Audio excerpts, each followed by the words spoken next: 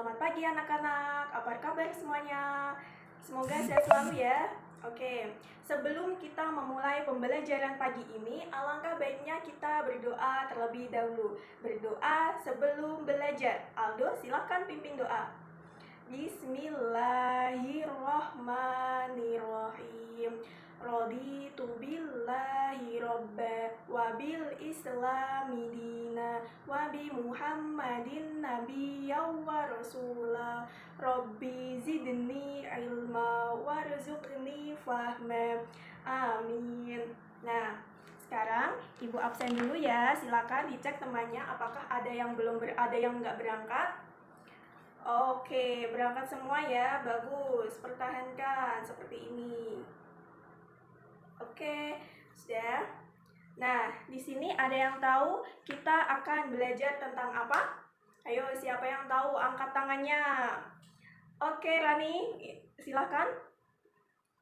Ya, benar. Hari ini kita akan belajar tentang ketergantungan antar uang dan pengaruhnya terhadap kesejahteraan masyarakat. Nah, di sini ada yang tahu nggak apa itu saling ketergantungan? Ya, benar. Saling membutuhkan, saling menghubungkan, saling berkaitan. Iya, benar semua. Nah, ketergantungan ini berhubungan dengan yang namanya apa?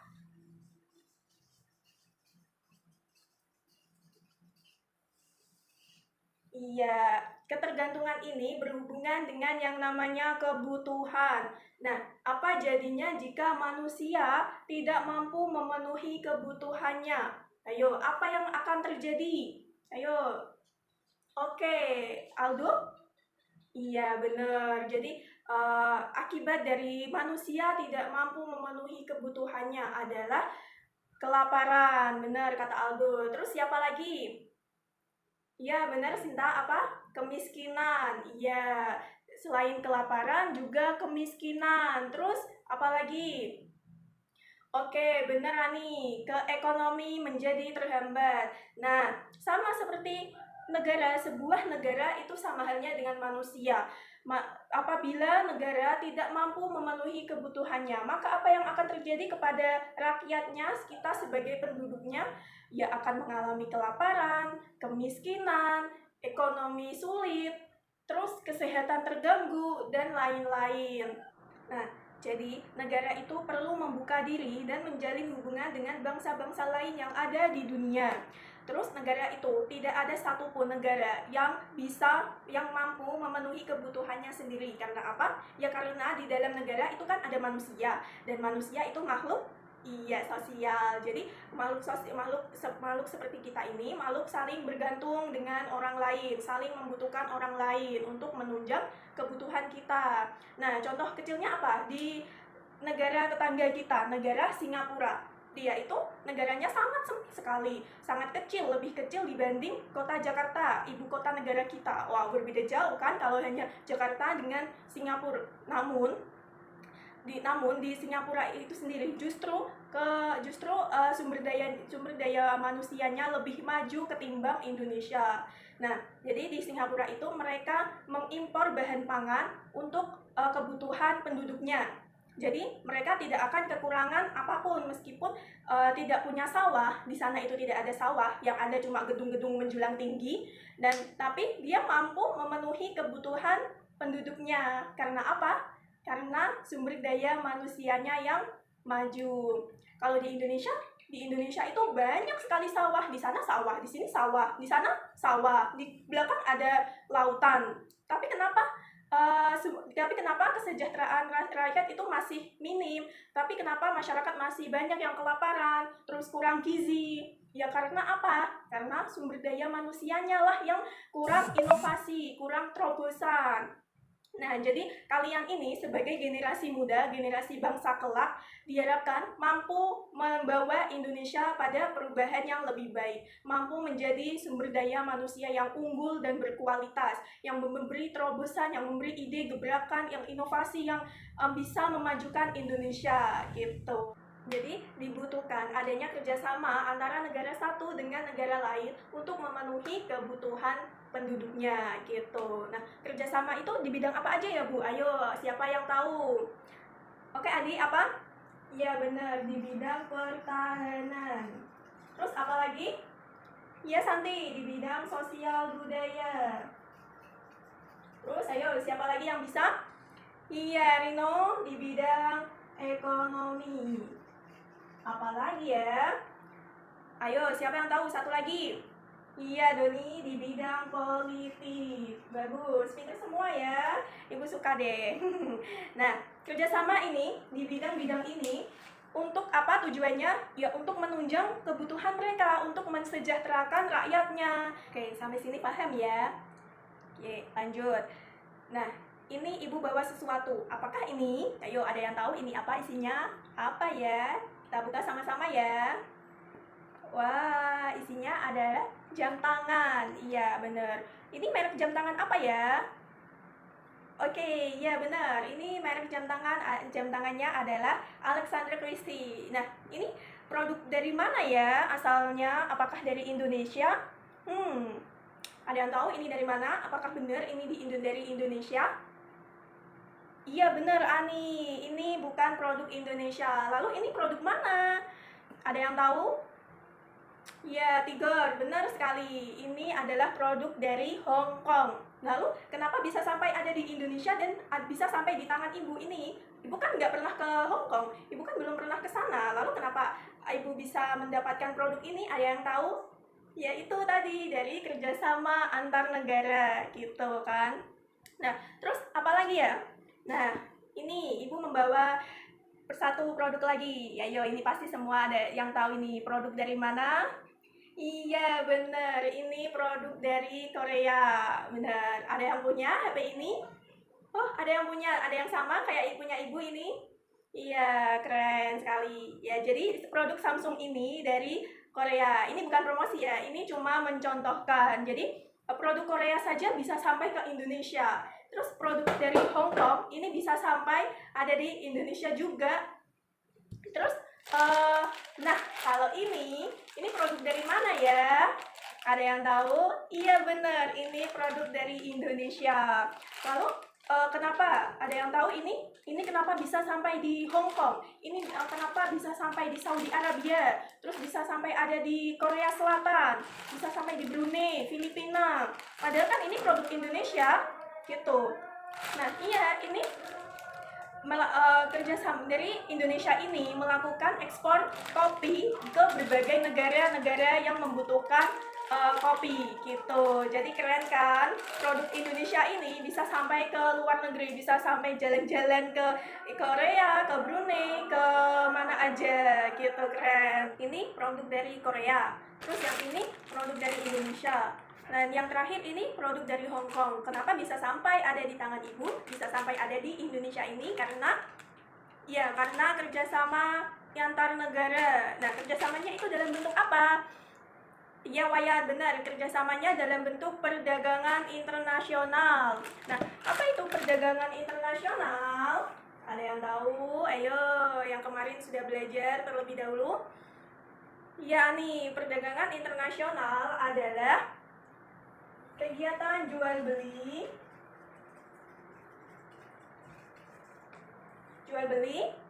barang dan jasa oleh antar negara. Terus apa lagi? Dengan negara lainnya melalui dengan negara lain diwujudkan dalam bentuk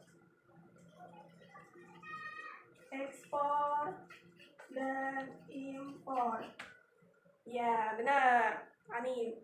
Terus tujuan dari perdagangan internasional itu apa tujuannya?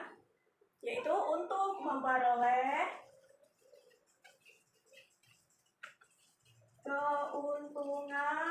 keuntungan apa?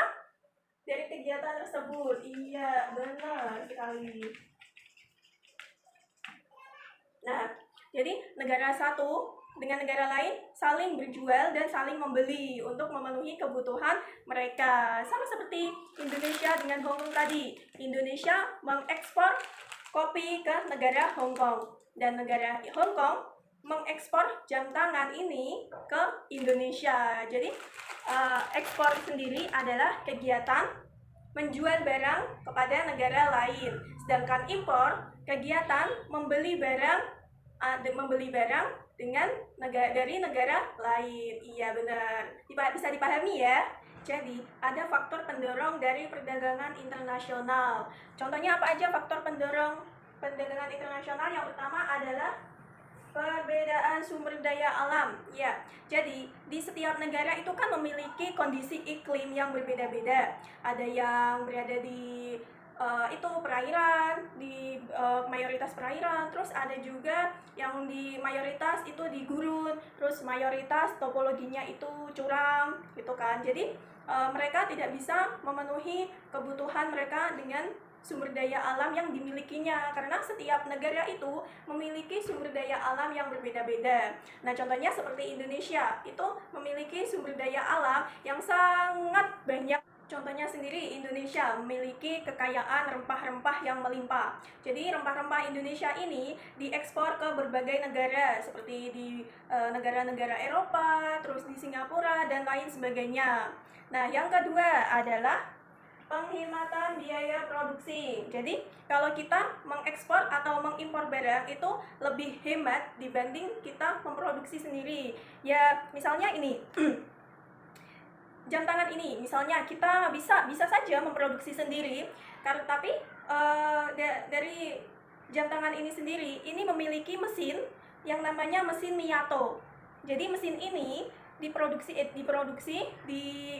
diimpor dari Jepang. Nah, jadi kalau kita mau bikin jam tangan seperti ini, kita harus membeli mesinnya dulu ke Jepang, dari Jepang. Itu mesin Miyatonya. Terus belum lagi kita membeli mesin-mesin yang lain seperti yang ada di jam tangan ini. Nah, itu kan membutuhkan biaya produksi yang sangat mahal ya. Dan untuk keuntungan sendiri juga belum tentu dibuat mahal. Jadi karena perdagangan internasional ini faktor pendorongnya yaitu ada penghematan biaya produksi. Jadi kalau kita mengimpor dari negara lain itu lebih murah dibanding kita membuat produknya sendiri gitu. Nah, yang ketiga adalah pemenuhan kebutuhan nasional. Ini sudah pasti ya, karena kita tidak bisa memenuhi kebutuhan kita sendiri. Negara tidak bisa memenuhi kebutuhan penduduknya di negara itu sendiri. Ya, jadi negara membutuhkan negara lain untuk menunjang kebutuhan mereka gitu. Jadi dari kebutuhan pangan, kebutuhan sandang dan papan, yaitu yang kebutuhan pokok, itu bisa kita lakukan, bisa kita dapatkan dari perdagangan internasional. Nah, yang keempat adalah perbedaan penguasaan teknologi. Kita ambil contoh negara tetangga kita lagi Singapura ya. Jadi di Singapura itu memiliki kemajuan teknologi yang sangat bagus dibanding Indonesia. Padahal kan tetangga ya. Kalau tetangga itu kan potensinya itu sudah beda gitu. Jadi antara negara Singapura dengan negara Indonesia, kemajuan teknologinya itu lebih hebat negara Singapura dibanding negara kita. Gitu. Contoh lain, di negara Jepang, negara Korea Selatan, itu kan penguasaan teknologi itu sangat bagus ya. Berbagai macam teknologi seperti mobil, motor, ponsel, terus apalagi mesin cuci gitu kan, itu kan Indonesia mengimpor dari negara-negara maju seperti Jepang, Korea, Cina, dan lain sebagainya gitu. Jadi karena perbedaan penguasaan teknologi inilah yang mendorong negara untuk melakukan perdagangan internasional gitu. Terutama negara berkembang yang membutuhkan banyak sekali kebutuhan, namun penguasaan teknologinya itu masih kurang. Jadi sumber daya manusianya juga masih belum seunggul yang negara maju, dan penguasaan teknologi otomatis belum semaksimal mungkin gitu. Sampai sini paham kan? Ya, terus yang materi selanjutnya ada hambatan perdagangan internasional. Nah, yang pertama ada perbedaan mata uang. Ada yang tahu mata uang negara Indonesia? Iya benar, nama mata uangnya adalah rupiah. Terus kalau negara Thailand apa? Ayo. Iya, baht. Jadi mata uangnya bernama baht. Kalau Jepang, iya benar yen. Terus kalau Amerika, iya dolar. Terus kalau India, ayo apa? Iya rupiah, bukan rupiah. Nah, perbedaan mata uang inilah yang menjadi hambatan di setiap negara untuk melakukan perdagangan internasional. Jadi, kalau mereka ingin mengimpor barang, mereka harus mengubah mata uang atau membeli mata uang negara yang ingin dibeli barangnya itu. Lalu negara tersebut akan membeli barang itu dengan mata uang negara asalnya sendiri. Misalnya kalau kita pengen beli pakaian dari negara Amerika, itu kan kita harus punya dolar terlebih dahulu untuk bisa mendapatkan pakaian tersebut, pakaian yang berasal dari yang diproduksi sendiri dari negara Amerika Serikat. Nah, otomatis mereka akan dolar akan diproduksi semakin banyak, juga akan menambah peningkatan produksi dari kebutuhan di dolar itu sendiri, dan nilai tukar dolar tentunya juga akan naik. Lalu nilai rupiah tentunya akan turun. Karena apa? Karena tidak berlaku di negara Amerika tersebut. Nah, itu dampak dari ekspor dan impor itu sendiri gitu. Jadi kalau kita pengen nilai tukar rupiah itu tinggi, maka perbanyaklah ekspor. Nah, dengan kita perbanyak ekspor, maka rupiah ini akan semakin meningkat dan juga bisa menambah nilai tukar rupiah gitu. Dan yang kedua ada pemberlakuan kebijakan perdagangan oleh pemerintah. Nah, ini sudah pasti ya, setiap negara itu memiliki kebijakan sendiri yang tentang mengenai perdagangan internasional. Jadi misalnya ada satu kebijakan di sebuah negara yang tidak boleh mengekspor beras lebih dari 1 juta ton misalnya gitu kan.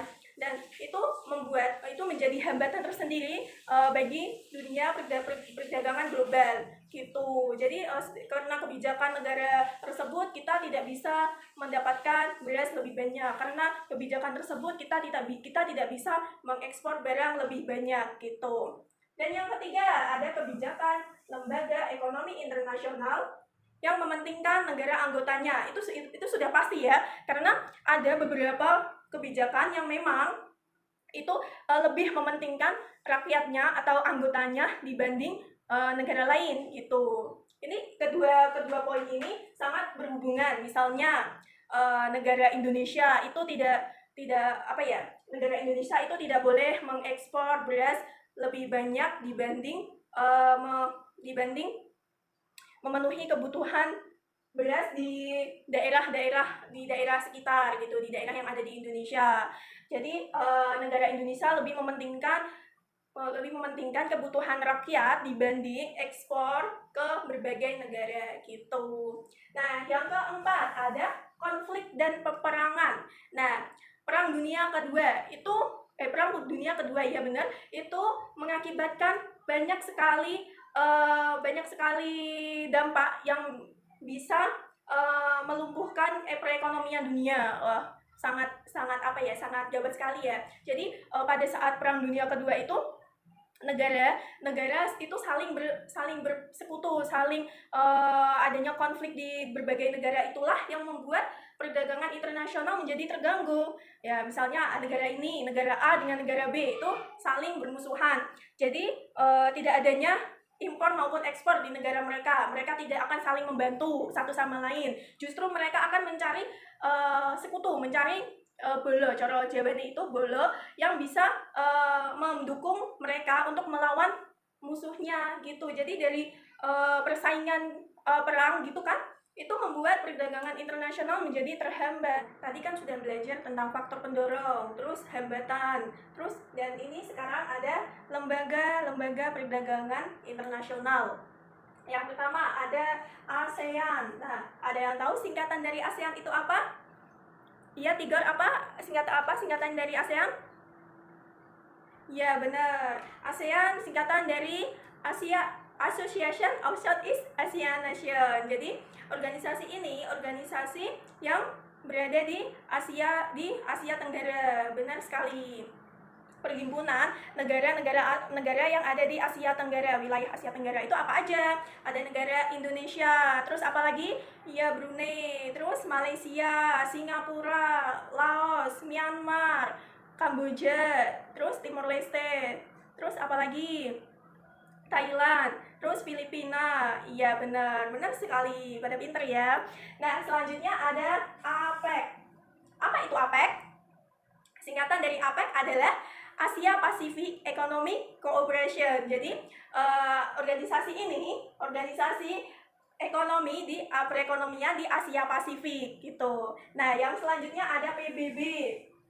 Nah, ini organisasi yang paling banyak anggotanya ya. Ini adalah PBB ini Perserikatan Bangsa-Bangsa. Jadi kumpulan dari berbagai benua Asia, Afrika, Amerika, Australia gitu. Dan yang keempat ada OPEC. OPEC ini apa singkatannya? Ya benar, OPEC singkatan dari Organization Petroleum Exporting Countries. Ya, jadi negara ini diprakarsai oleh negara Saudi Arabia, Irak, Iran, dan Kuwait. Jadi mereka itu bergerak di bidang apa? Ayo, petroleum itu bidang apa ya? Iya benar, di bidang eksportir minyak. Nah, yang kelima ini adalah singkatan dari apa? Ayo, ya benar, FAO, singkatan dari Food and Agriculture Organization. Jadi FAO ini bergerak di bidang makanan, di bidang pangan. Nah, ini FAO ini anak cabang dari PBB. Dan yang terakhir ada ILO. Ya, ILO, singkatan dari apa? Ayo, ILO. Ya, benar. ILO singkatan dari International Labour Organization. Jadi, ILO ini bergerak di bidang apa ya? Ayo, ILO, labor, itu apa ya artinya? Ada yang tahu? Ya, labor itu artinya buruh. Jadi, organisasi buruh internasional. Oke, jadi kerjasama atau perdagangan internasional itu untuk mencapai apa aja sih? Yang pertama ada memperluas daerah pemasaran. Ini sudah pasti ya, karena perdagangan internasional itu tidak hanya antar pulau, antar desa atau antar daerah saja, tetapi antar negara, antar benua, antara negara satu dengan negara lain gitu. Dan yang kedua ada mendukung kebutuhan dalam negeri. Ini sudah pasti karena dengan perdagangan internasional, kebutuhan setiap penduduknya itu terpenuhi. Dari yang tidak mempunyai lahan untuk persawahan bisa memenuhi kebutuhan pangan dari beras gitu kan, walaupun tidak punya sawah namun tetap bisa memakan beras, memakan nasi. Ya benar, maaf ya guru lupa. Dan yang ketiga ada mendukung terciptanya ketertiban dan perdamaian dunia. Ya, perdagangan internasional ini memperkuat tali silaturahim antara negara satu dengan negara lain.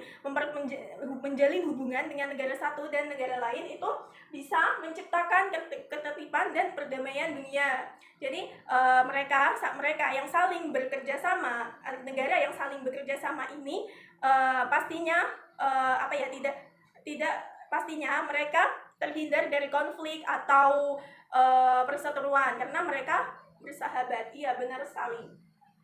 Dan yang keempat ada mendorong produktivitas dalam negeri. Nah, kegiatan perdagangan internasional ini kan ada dua. Iya benar, ekspor dan impor. Nah, jadi di ekspor dan impor ini dia bisa mendorong produktivitas manusianya, sumber daya manusianya itu misalnya kita ada ekspor barang ke luar negeri ya. Jadi kita memproduksi lebih banyak barang dari biasanya gitu. Jadi kita memproduksi bukan hanya untuk negara kita sendiri, tapi juga memproduksi untuk dijual ke negara lain. Nah, itu bisa menambah produktivitas dan lapangan pekerjaan bagi penduduknya gitu. Dan yang kelima ada membebaskan negara dari keterbelakangan ekonomi. Nah, ini sudah pasti karena dengan adanya kegiatan perdagangan internasional ini membantu perekonomian negara-negara antar negara gitu. Jadi dari produktivitas itu sendiri, karena banyak yang membutuhkan lapangan pekerjaan untuk menyelesaikan proyek dari ekspor dan impor ini, maka akan menambah kemajuan di bidang ekonomi. Jadi meskipun negara itu berkembang atau negara itu miskin, tapi dia memiliki bisa mengekspor barang, itu bisa menyelamatkan dirinya, bisa menyelamatkan negara itu dari keterbelakangan ekonomi. Ya. Dan yang terakhir ada mempercepat pertumbuhan kebutuhan. Nah, ini sudah pasti karena kita dengan adanya akses ke negara lain untuk mendapatkan barang dari negara lain, itu bisa mempercepat pertumbuhan kebutuhan dari dari negara Indonesia ini yang tidak punya hasil teknologi atau produk teknologi yang sangat bagus dibanding Jepang atau Singapura. Itu dengan adanya perdagangan internasional bisa mempercepat pertumbuhan kebutuhan. Jadi perdagangan internasional ini bisa menunjang ke perekonomian Indonesia. Namun perlu diketahui bahwa kita harus memperbanyak kegiatan ekspor daripada kegiatan impor, karena dengan kegiatan ekspor kita mampu bisa meningkatkan perekonomian Indonesia, juga meningkatkan nilai tukar rupiah gitu. Jadi contoh kecilnya apa yang bisa kita lakukan untuk menambah nilai tukar rupiah dengan menggunakan produk dalam negeri.